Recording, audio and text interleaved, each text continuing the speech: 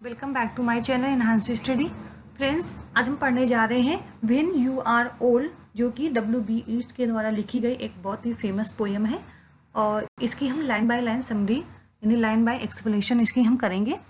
तो when we old को discuss करने से पहले फ्रेंड्स, अगर आप इस चैनल पर नए हैं तो आप इस चैनल को लाइक कर लीजिए, सब्सक्राइब करिए और बेल आइकन को प्रेस कर लीजिए, जिससे जो भी वीडियो मैं अपलोड करूँ उसकी नोटिफिकेशन आपके पास सबसे पहले पहुँचे। तो जो कि व्हेन वी ओल्ड जो कि W.B. Yeats के द्वारा लिखा गया था और W.B. Yeats 19वीं सेंचुरी के बहुत ही फेमस पोएट्स माने जाते हैं। ये एक इंग्लिश राइटर हैं। इनकी बायोग्राफी को मैंने एक सेपरेट वीडियो बनाया है, अगर आपने नहीं देखा है तो पहले आप वो देख लीजिए, जिससे कि डिटेल में आपको उनके बारे में जानने का जानकारी मिल जाएगी और उनके जो इतने भी इम्पोर्टेंट वर्क्स हैं उनके बारे में एक अच्छा सा आइडिया आपको हो जाएगा। तो चलिए हम स्टार्ट करते हैं इस पोएम की समरी को। बट इस समरी को स्टार्ट करने से पहले इसमें जितने भी इम्पोर्टेंस की पॉइंट्स हैं पहले हम वो देख लेते हैं, फिर इसके बाद हम लाइन बाय लाइन समरी को एनालाइज करेंगे। तो यहाँ पर जो सबसे पहला पॉइंट है, this lyric is suppose to have been compose in 1892। अगर इसके हम कंपोजिशन की बात करें तो ये जो लिरिक है यानी व्हेन वी आर ओल्ड, ये 1892 में ये कंपोज किया गया था और इसकी जो पब्लिकेशन की डेट है वो 1893, जो कि इनका एक पोएटिक वॉल्यूम माना जाता है W.B. Yeats का, द रोज, उसमें इस पोएम को पब्लिश किया गया था। It has been addressed by Yeats to his proud haughty merciless beloved Maud Gonne. ये मॉड गॉन है, इनके बारे में हम आपको बाद में बताएंगे। फिलहाल हम यहाँ पर सिर्फ इतना जान लेते हैं कि जो ये पोएम है मॉड गॉन, जो उनकी बिलव्ड थी, उनको ये पोएम एड्रेस की गई है W.B. Yeats के द्वारा। नेक्स्ट पॉइंट है, one day Yeats read a French lyric written by French renaissance poet de Pierre Ronsard. तो एक दिन क्या होता है कि जो W.B. Yeats होते हैं वो फ्रेंच लिरिक को पढ़ रहते हैं, जो कि एक फ्रेंच राइटर के द्वारा लिखी गई थी जिनका नाम था डी पियरे रोंसेट के द्वारा लिखी गई थी। और ये जो पोएम थी एक सोनेट थी और उसकी जो ओपनिंग लाइन कुछ इस प्रकार से थी। उसकी ओपनिंग लाइन थी, क्वाइन वो सीरेस बीन विले। ये फ्रेंच में लिखी गई है तो इसलिए इसे बहुत ही अजीब सी लाइन है, तो आप थोड़ा सा प्रोनाउंस करने में इसलिए इसको प्रॉब्लम हो रही है। तो ये पहली लाइन थी उस पोएम की जिसे रोंसेट ने लिखा था अपनी पोएम, जो कि एक सोनेट कही जाती है। It is address to Ronsard to his beloved Cassandre de Salviati who has rejected his love and married another man. तो हम थोड़ा सा यहाँ पर रोंसेट की बात करेंगे। इस पोएम में क्या बताया गया है, यानी जो ये पोएम है सोनेट, जिसकी फर्स्ट लाइन है क्वाइन वोस, इसमें रोंसेट ने उनकी जो बिलव्ड थी कैसेंड्रे डी सेल्वियाटी, उनको ये लाइन्स एड्रेस की थी और उन्होंने मैरिज प्रपोजल उनके सामने रखा था, जिसे जो उनकी बिलव्ड थी उन्होंने रिजेक्ट कर दिया था और उन्होंने किसी दूसरे व्यक्ति से शादी कर ली थी। तो बेसिकली जो ये पोएम है जो रोंसेट के द्वारा जो लिखी गई थी वो उनकी बिलव्ड कैसेंड्रे डी सेल्वियाटी को एड्रेस की गई है। फाइन, तो आई होप आपको यहाँ तक अच्छे से क्लियर हो गया होगा। आइए हम बढ़ते हैं नेक्स्ट पॉइंट की ओर। Likewise Yeats has addressed the present lyric to his beloved Maud Gonne. तो यहाँ पर भी जब ये पोएम W.B. Yeats ने पढ़ी, यानी जो ये सोनेट लिखा गया था रोंसेट के द्वारा, जब उन्होंने ये पोएम को पढ़ा तो वो बहुत ज़्यादा इम्प्रेस्ड हुए थे इस पोएम से और उन्होंने भी डिसाइड किया एक पोएम लिखने की, जो उन्होंने लिखी व्हेन यू आर ओल्ड। और उन्होंने भी इस लिरिक में अपनी जो बिलव्ड थी मॉड गॉन, उनको ये लिरिक एड्रेस किया है। तो फाइन, आई होप आपको यहाँ तक अच्छे से क्लियर हो गया होगा। The 12-line poems has been divided into 3 stanza of 4 line each। अगर इस हम पोएम की बात करें When You Are Old की, तो ये 12 लाइन की एक पोएम है और ये 3 स्टैंजा में डिवाइड की गई है और एवरी स्टैंजा में 4 लाइन्स को यहाँ पर पोर्ट्रे किया गया है। नेक्स्ट पॉइंट है, the phrase pilgrim soul was appreciated by T.S. Eliot। जो इसमें इस पोएम में जो फ्रेज है पिलग्रिम सोल, वो एप्रिसिएटेड किया गया है T.S. Eliot, जो कि मॉडर्न एज के बहुत ही फेमस पोएट माने जाते हैं। तो उन्होंने इस फ्रेज को एप्रिसिएट किया है। तो इस पोएम में और भी आपको फ्रेज देखने को मिलेंगे जो कि एग्जाम के पॉइंट ऑफ से इम्पोर्टेंट होंगे, तो हम उनको भी यहाँ पर डिस्कस करेंगे। तो फ्रेंड्स, ये थे की पॉइंट। अब हम बढ़ते हैं नेक्स्ट स्लाइड की ओर, जिसमें हम लाइन बाय पोएम की पोएम की समरी को डिस्कस करेंगे, एनालाइज करेंगे। फ्रेंड्स, इस पोएम को स्टार्ट करने से पहले थोड़ा सा मैं इसके बैकग्राउंड के बारे में बता देती हूँ, जिससे ये पोएम को समझने में आपको आसानी होगी। फ्रेंड्स, ये जो पोएम है W.B. येट्स ने अपनी जो विलव्ड थी मॉड गॉन ने उनको ये पोएम एड्रेस की थी। मॉड गॉन एक आयरिश रिवोल्यूशनरी थी और जो W.B. येट्स थे उन्हें बहुत पसंद करते थे, उन्हें प्रेम करते थे।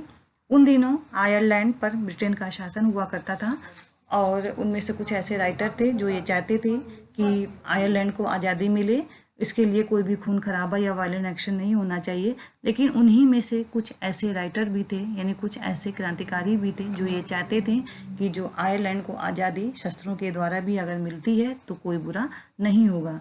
तो उनमें से एक थी मॉड गॉन, जो ये चाहती थी कि आयरलैंड को जो आज़ादी मिले वो शस्त्रों से मिलने की बात करती थी।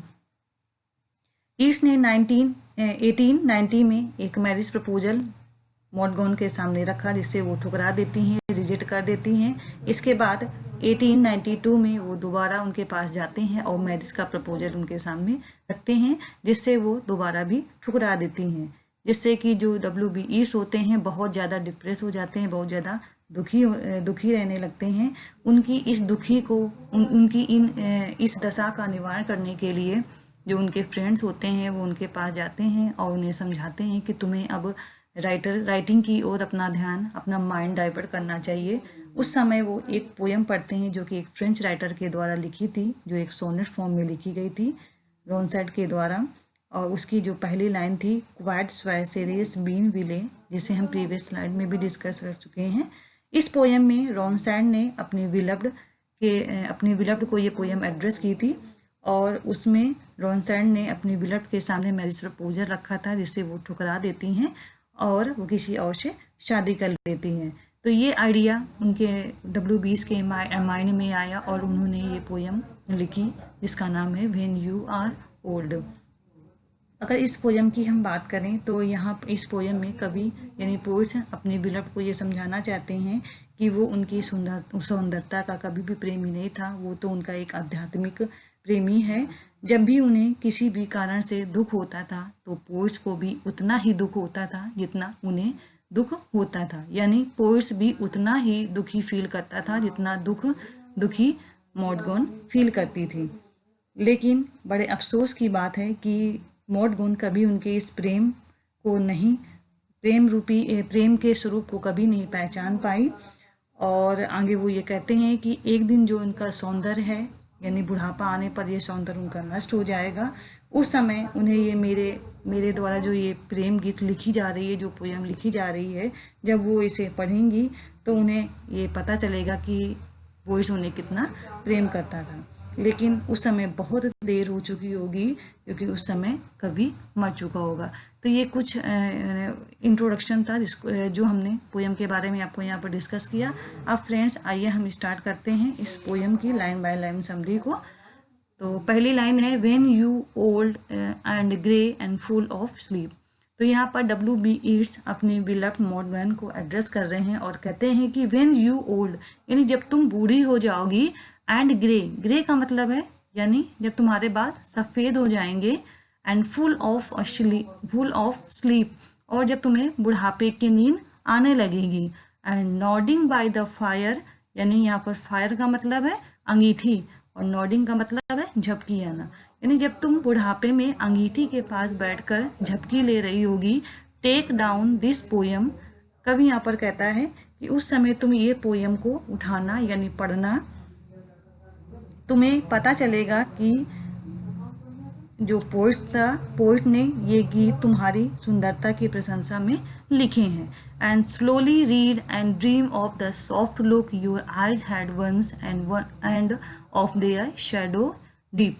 यहाँ पर फ्रेंड्स मैं बताना चाहूँगी कि जो मैंने अंडरलाइन की है, तो ये फ्रेज पोएम में यूज़ किए गए हैं। कभी कभी डायरेक्टली क्वेश्चन फ्रेज से भी पूछे गए हैं कि ये किस पोएम से लिए गए हैं या फिर ये किस भी राइटर के द्वारा ये फ्रेज को यूज किया है। तो यहाँ पर मैंने इसको हाईलाइट कर दिया है। तो चलिए अब हम लाइन को डिस्कस करते हैं।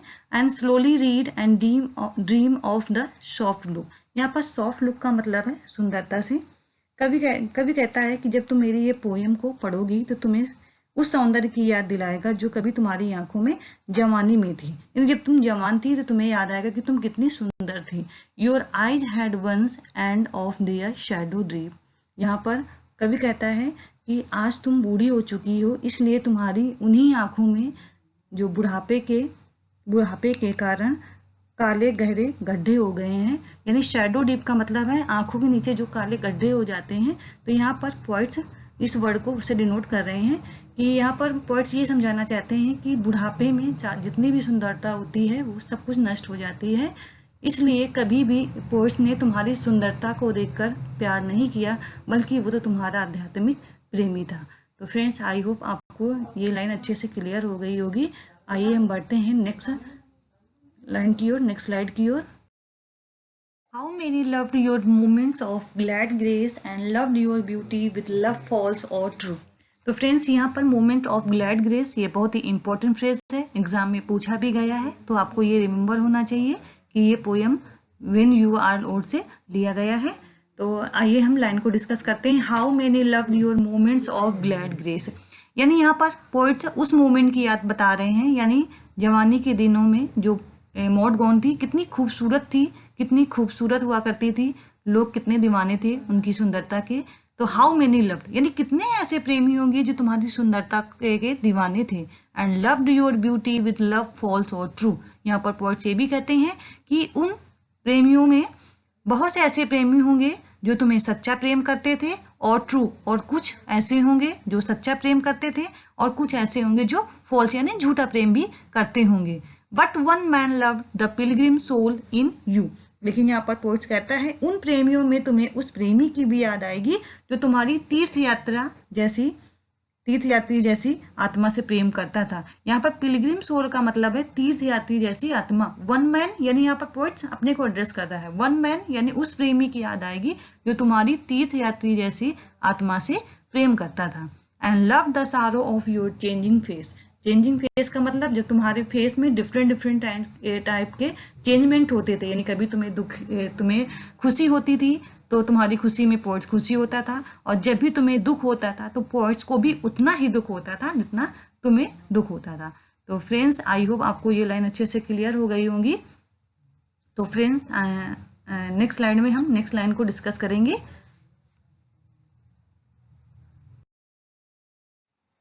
And bending down beside the glowing bars, murmur a little sadly how love played।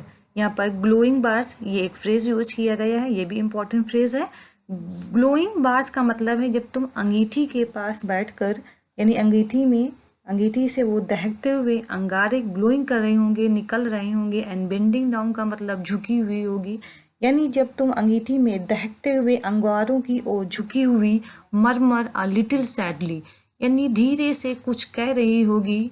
क्या कह रही होगी? हाउ लव फ्लेड, यानी तुम्हें उस समय एहसास होगा कि वो तुमसे कितना प्रेम करता था, लेकिन वो प्रेम फ्लेड मीन्स कहीं जा चुका है।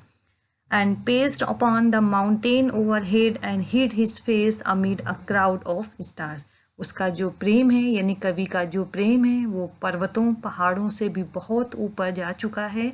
And hid his face amid a crowd of stars, इन लाइनों का फ्रेंड्स मतलब है क्राउड ऑफ स्टार, यानी बहुत सारी मात्राओं में जो तारे हैं, तारों का जो झुंड है, उनके बीच जो उसका फेस है, यानी कवि का जो फेस है वो अब कहीं छिप चुका है, विलीन हो चुका है। यानी अगर हम ओवरऑल सिंपल वर्ड में बोलें तो यहाँ पर बुढ़ापे में तुम्हें ये एहसास होगा मॉड गॉन को कि कवि तुमसे कितना प्रेम करता था। अब तुम्हें इस बात का पश्चाताप हो रहा है कि उस समय यानी जवानी के समय में, जवानी के दिनों में तुमने उस पोइट्स के प्रेम के स्वरूप को नहीं पहचाना, लेकिन अब बहुत देर हो चुकी है क्योंकि पोइट अब मर चुका है। तो फ्रेंड्स, आई होप आपको यहाँ की ये लाइनें अच्छे से क्लियर हो गई होंगी, ये पोएम आपको अच्छे से समझ में आई होंगी। अगर अच्छी लगी ये पोएम तो कमेंट बॉक्स में लिखना मत भूलिएगा। और अगर आप अभी इस चैनल पर नए हैं फ्रेंड्स तो इस चैनल को लाइक करिए, सब्सक्राइब करिए और बेल आइकन को प्रेस कर लीजिए। Thank you for watching this video.